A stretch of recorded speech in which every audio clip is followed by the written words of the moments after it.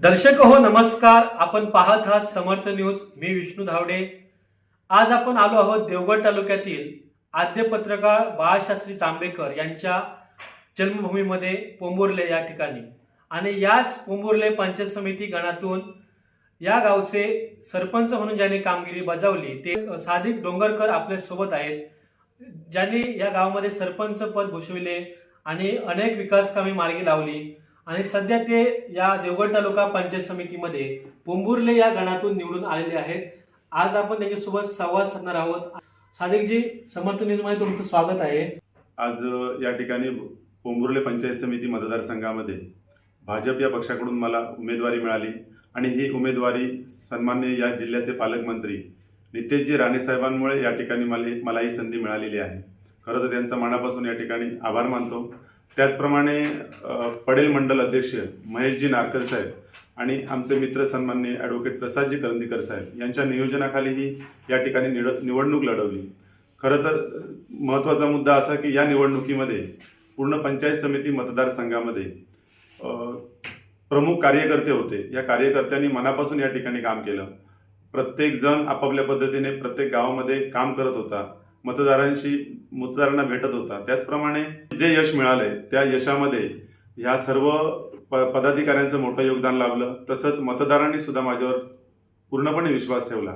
त्यामुळे हा आजचा विजय आपल्याला संपादन करता आला. त्यामुळे पोंबुर्ले पंचायत समिती मतदारसंघातील सर्व मतदारांचं मी या ठिकाणी मनापासून आभार मानतो. मला सांगा की सरपंच असताना तुमच्या माध्यमातून नेमकी कोणकोणती विकास कामे तुम्ही केलात, काय सांगाल?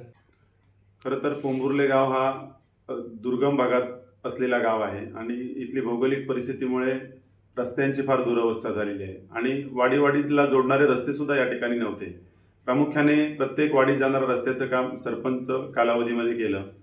त्याचप्रमाणे आरोग्याच्या बाबतीत काही शिबिरं असतील, आरोग्याच्या बाबतीत इतर काही सुविधा देता येत असतील तर ते देण्याचे प्रयत्न या ठिकाणी केलेले होते. शैक्षणिक बाब असेल, शेतीविषयी काही समस्या असतील तर त्या सोडवण्यासाठी या ठिकाणी प्रामाणिक प्रयत्न केला गेला. आणि म्हणूनच गेले 10 वर्ष 3 टर्म पोंबुर्ले गावातील लोकांनी आमच्यावर विश्वास ठेवला आणि हाच विश्वास इतर गावातून सुद्धा आज पंचायत समितीमध्ये उभं राहिल्यानंतर मला मिळालेला आहे. आणि माझं एक विजन आहे की या धर्तीवर आज पोंबुर्ले गाव हे आद्य पत्रकारांची जन्मभूमी आहे आणि या जन्मभूमीमध्ये पर्यटनाच्या दृष्टिकोनातून सुद्धा विकास होऊ शकतो. आज जर पाहिलं गेलं तर आपल्या इथला बराचसा तरुण हा मुंबईसारख्या ठिकाणी जातो. त्यामुळे सुरुवातीला जेव्हा सरपंच पदाचा पदभार सांभाळला तिथपासून माझ्या डोक्यामध्ये होतं की पर्यटनाच्या माध्यमातून विकास करून या ठिकाणी रोजगार कसा वाढेल. परंतु काही अडचणी असल्यामुळे त्याच्यावर काही मार्ग निघाला नाही. परंतु आज एक विश्वास वाटतो की सन्माननीय नितेशजी राणे साहेब या मतदारसंघाचे आमदार आपल्या जिल्ह्याचे पालकमंत्री आहेत. त्यामुळे पर्यटनाच्या माध्यमातून या गावचा विकास होईल आणि या गावाबरोबर आद्य पत्रकारांचं गाव त्याचबरोबर इथले नैसर्गिक वाहणारे धबधबे आहे हा पर्यटनाचा एक चांगला भाग आहे आपल्या भागातला. त्याचप्रमाणे मनसे धबधबा जो आहे तो सुद्धा आपल्या 7 किलोमीटरवर आहे.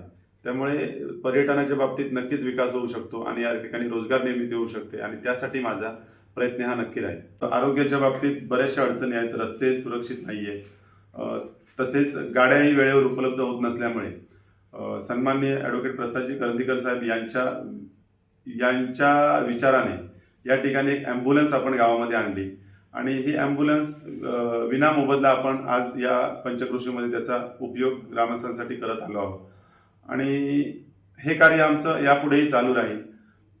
त्याचप्रमाणे ॲम्ब्युलन्समुळे आरोग्य सेवा मिळण्याचं एक स्रोत वाढलेला आहे. सन्माननीय नितेशजी राणे साहेब आंबा बागायतदार असतील, काजू बागायतदार असतील, यासाठी त्यांचे सातत्याने शेतकऱ्यांचा कसा विकास होईल यासाठी त्यांचे सातत्याने प्रयत्न सुरू आहेत.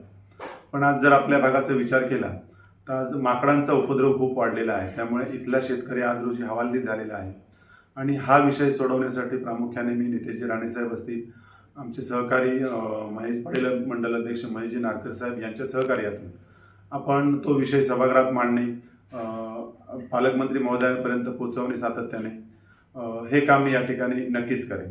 कोरोनाच्या काळातली जर परिस्थिती बघितली तर त्यावेळेला एक भीतीचं वातावरण तयार झालं होतं प्रत्येक गावामध्ये त्यामुळे कोरोनामुळे कोणच गाडी घेऊन जाणं स्वतःची, एखादा रुग्ण घेऊन जाणं यासाठी कोणच तयार होत नव्हतं. त्यामुळे खूपच रुग्णांची गैरसोय झाली होती.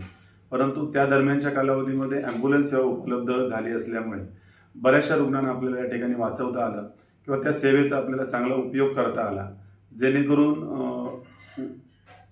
इथल्या ज्या कोरोना काळामध्ये जे गंभीर प्रश्न निर्माण होणार होते ते कुठेतरी या ठिकाणी ॲम्ब्युलन्सच्या माध्यमातून थांबले होते.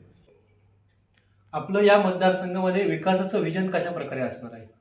आताची परिस्थिती जर बघितली तर भारतीय जनता पार्टीचं सरकार आहे आणि त्यामुळे नक्कीच या भागाचा विकास होऊ शकतो. आज जर ग्रामीण भागातला विकास म्हटला तर प्रामुख्याने रस्ते फार मोठे अडचणीचा विषय बनलेला आहे.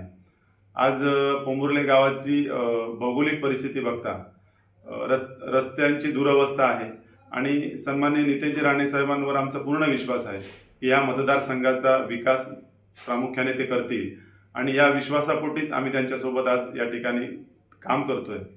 आणि आज जी पंचायत समितीमध्ये संधी मिळाली त्या संधीचं सोनं करण्याचं काम मी नक्कीच या ठिकाणी करेन. निश्चितपणेच सादिक डोंगरकर हे पोंभुर्ले पंचायत समिती गणातून निवडून आल्यानंतर त्यांनी आपलं जो विकासाचं विजन आहे ते या जनतेसमोर ठेवलेलं आहे आणि कोरोना सारख्या महामारीत देखील त्यांनी रुग्णांची जी सेवा आहे ती बजावलेली पाहायला मिळते. विष्णू धावडे, समर्थ न्यूज, देवगड.